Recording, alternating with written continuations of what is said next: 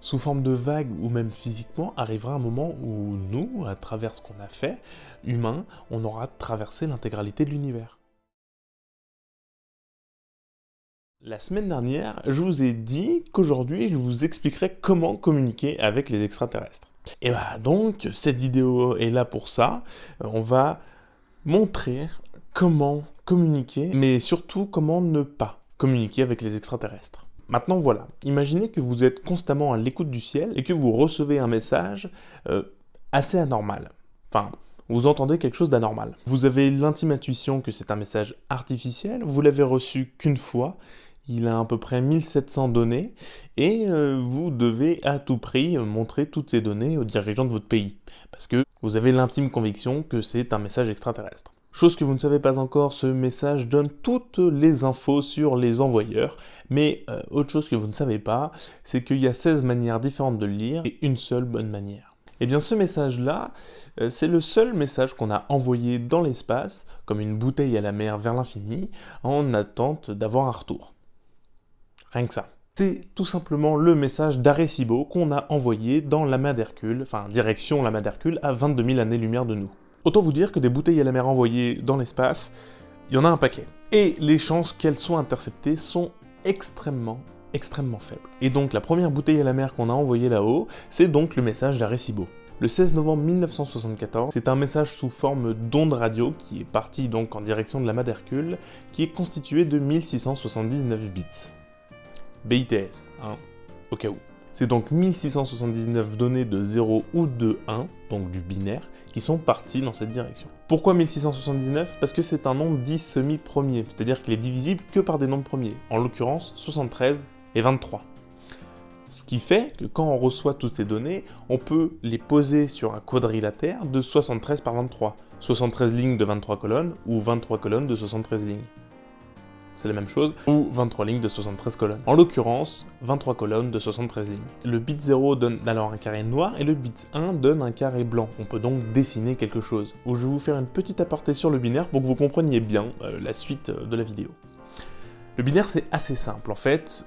C'est binaire pour 2 en fait. C'est un système de comptabilité en base 2. Et en fait, voilà, sur 4 bits par exemple, il y a les bits 1, 2, 3 et 8. Sur 4 bits, on peut compter jusqu'à 15. Je vais vous montrer comment avec cette illustration. Donc on compte 1, 2, 3, 4, 5, 6, 7, 8, 9, 10, 11, 12, 13, 14 et 15. Voilà. On compte comme ça, en fait on donne l'info, on allume le bit ou pas. Si on allume le bit 2 et pas les autres, ça donne 2. Si on allume le bit 8 et pas les autres, ça donne 8. Si on allume le bit 8 et 2, ça donne 10. C'est extrêmement simple. Le bit d'après sera 16, ensuite 32, 64, 128, 256, etc. etc. Toute l'informatique et l'électronique actuelle marche avec le binaire. Voilà, fini pour cette petite aparté sur le binaire, on reprend. Bon alors, la toute première partie du message, c'est donc 1, 2, 3, 4, 5, 6, 7 en binaire. Et une ligne en dessous, qu'on doit ignorer. Pourquoi je sais pas, mais on doit l'ignorer.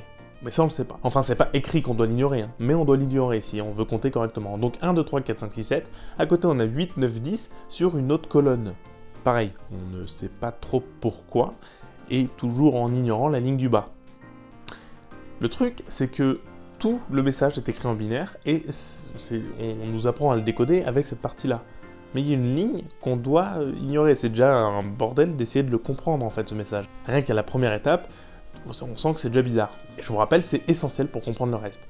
Et on va passer au reste. Là, on a une espèce de forme qui nous donne les numéros atomiques des atomes HCNOP. Donc hydrogène, carbone, azote, oxygène et phosphore. On a donc, pareil en binaire, hein, vu que c'est des chiffres atomiques, et donc ils sont rangés de telle façon, HCNOP, qui sont les atomes présents dans les molécules constituant l'ADN. Voilà. Déjà, on peut sentir un peu le truc bizarre. Pourquoi donner cette info? Mais bon, continuons. Et donc, selon un arrangement HCNOP, on a donc les 5 molécules constituant l'ADN. On a donc la désoxyribose, la thymine, la cytosine, la guanine et l'adénine. Ouais, je vous l'accorde, on aurait pu faire beaucoup moins complexe. Mais vraiment beaucoup moins pour le coup. Mais bon, On va dire pourquoi pas. Maintenant qu'on a donné les molécules constituant l'ADN, on va donner sa forme. C'est toujours assez intéressant. Donc on a la double hélice de l'ADN juste à côté. Et au milieu de cette double hélice, on a un long chiffre en binaire. On a donc 4 294 441 822, qui était le nombre supposé, au moment où le message a été envoyé, le nombre supposé de nucléotides constituant l'ADN. Or, maintenant on sait que c'est faux, on est plus autour de 3,5 milliards, mais c'est pareil, pourquoi donner cette info ? On s'en fout. On veut montrer aux extraterrestres qu'on existe, et on donne cette info. Enfin, c'est absurde de complexité. Mais attendez, c'est pas fini. On descend encore dans le message, et on a un humain, enfin une forme humanoïde du moins, avec le chiffre 14 à côté, en binaire toujours. Hein. Je vous rappelle le binaire, si t'as pas décodé la première partie du message, tu l'as pas. Bon bref, on a donc le chiffre 14. Alors pourquoi on a ce chiffre ? C'est assez simple, sans lettres. En fait, si on multiplie 14 par la longueur d'onde du message, ça donne 1764 mm, parce que la longueur d'onde du message est de 126, 14 fois 126, 1764. 1764 mm, c'est la taille moyenne d'un homme, 1m76. What ? Enfin, ok, c'est bien de donner un ordre de grandeur pour montrer à quoi, en gros, on ressemble, et la forme globale qu'on a. Mais si, bon déjà si t'as pas compris le binaire, c'est mort, mais si tu penses pas à multiplier la longueur d'onde du message, des millimètres, d'ailleurs le millimètre, le mètre c'est une convention propre à l'humain, donc ça se trouve, c'est pas du tout de la même manière, donc on fera peut-être pas la même taille, je sais pas, c'est pareil, c'est un calcul qui marche selon nos conventions, mais pas les leurs, probablement pas les leurs. Ensuite, on a les planètes du système solaire avec le Soleil à gauche. Donc on a les 9 planètes du système solaire, parce qu'à l'époque, Pluton était compté comme une planète, et la Terre, donc la troisième planète, qui est un peu surélevée, pour montrer qu'on vient de là. Bon, ça c'est bien, mais on montre le système solaire. Bon, il faut savoir où est le système solaire pour trouver cette planète du coup. Et ensuite une espèce de forme bizarre, donc un espèce de M avec une parabole, c'est tout simplement la forme du radiotélescope d'Arecibo. Avec sa taille, pareil, ce chiffre en binaire veut dire 2430, qu'on multiplie encore une fois par la longueur d'onde, qui nous donne 306 mètres, qui est la taille du diamètre du radiotélescope. Oui, le radiotélescope d'Arecibo est gigantesque. Bon, alors ça c'est le premier message qu'on a envoyé, consciemment, dans l'espace, en espérant qu'il soit intercepté un jour. Vous l'avez compris, il est hyper complexe, ce message, mais vraiment très complexe. Quand je vous dis comment communiquer avec les extraterrestres, je vous donne des tips pour pas reproduire ce qu'ils ont fait à l'époque, quoi. Ce message a été imaginé par Carl Sagan et Frank Drake. Frank Drake, on en reparlera dans une autre vidéo, et Carl Sagan, il est assez connu dans le monde de l'astronomie. Carl Sagan, il a fait d'autres messages, et on va en parler maintenant. En fait, pour la deuxième partie, je vais parler de deux messages, les plaques de Pioneer et le Voyager Golden Record. Les plaques de Pioneer, c'est des plaques qui ont été donc aussi imaginées par Carl Sagan, qui sont parties sur les sondes Pioneer 10 et 11. Les plaques ressemblent à ça, et là, c'est beaucoup plus clair déjà. Déjà, on a un homme et une femme.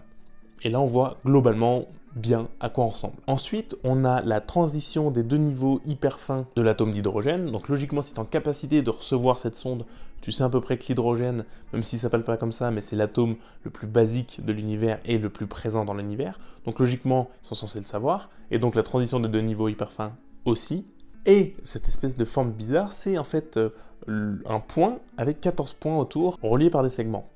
Au-dessus de ces segments, il y a des petites données, qui sont en fait aussi du binaire pour donner une distance, avec la référence 8 en binaire. Ces 14 points et le point central, en fait, c'est assez malin. Au milieu, c'est donc le Soleil, et les 14 points, c'est censé être 14 pulsars dans la Voie lactée. Les pulsars sont des objets extrêmement massifs, qui peuvent être repérés de très loin parce qu'ils émettent énormément d'ondes radio et d'ondes gravitationnelles.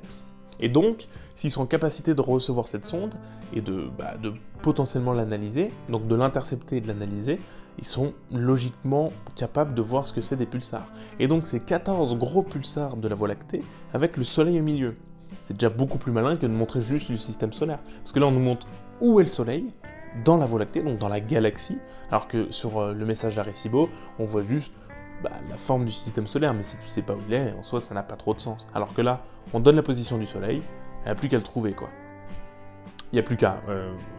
oui, c'est pas aussi facile, mais c'est l'idée. Et le Voyager Golden Record, c'est globalement la même chose. Il est parti un peu plus tard sur les sondes Voyager, aussi imaginées par Carl Sagan et par sa femme. Et le Voyager Golden Record, bon, là on retrouve la position du Soleil et les 14 pulsars.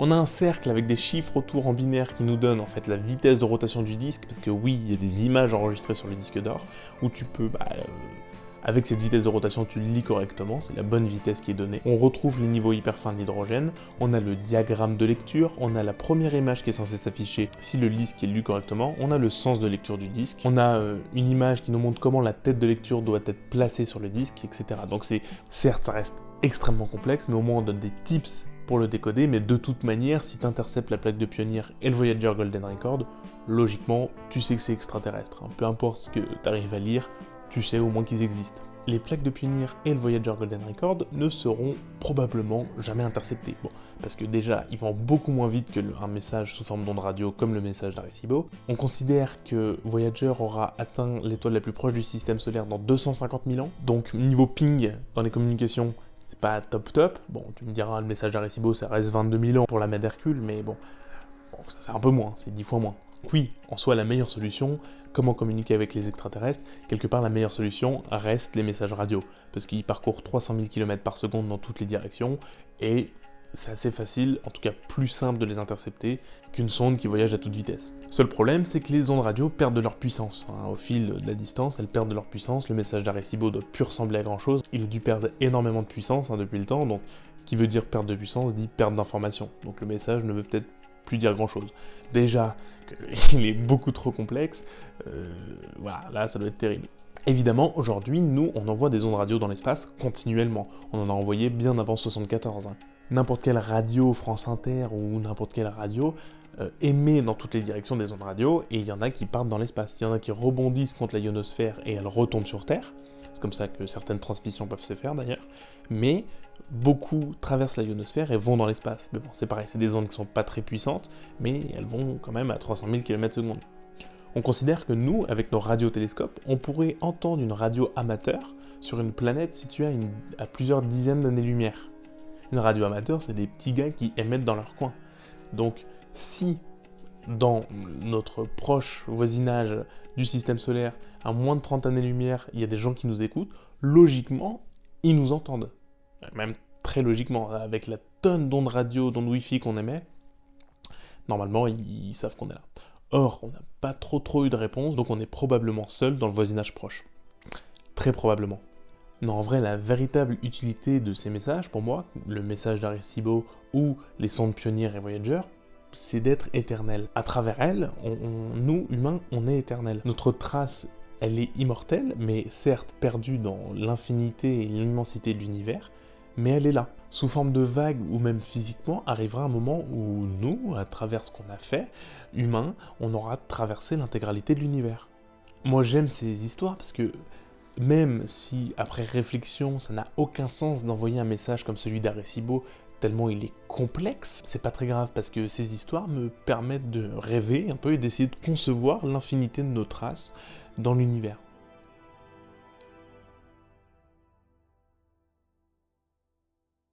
Merci d'avoir regardé cette vidéo, j'espère qu'elle vous a plu. En attendant, moi, elle m'a plu, donc écoute, voilà, c'est l'essentiel. Non, plus sérieusement, j'espère sincèrement que cette vidéo vous a plu. Donc, je vous ai donné des tips. Donc, comment communiquer avec les extraterrestres? Et faire la simplicité de la plaque de Pioneer, mais en ondes radio. Globalement, c'est ça. Maintenant, c'est à vous de jouer. Moi, je vous donne les petits tips et vous vous démerdez. En plus sérieusement, merci d'avoir regardé cette vidéo si vous l'avez regardée jusqu'au bout. Et moi, tout simplement, je vous dis à la prochaine. Je ne sais pas quand. Là, il y a eu 2 vidéos en 2 semaines. Je ne sais pas quand est-ce que sortira la prochaine, mais j'espère le plus vite possible. Et d'ici là, hâte de vous retrouver. Prenez soin de vous. Ciao tout le monde.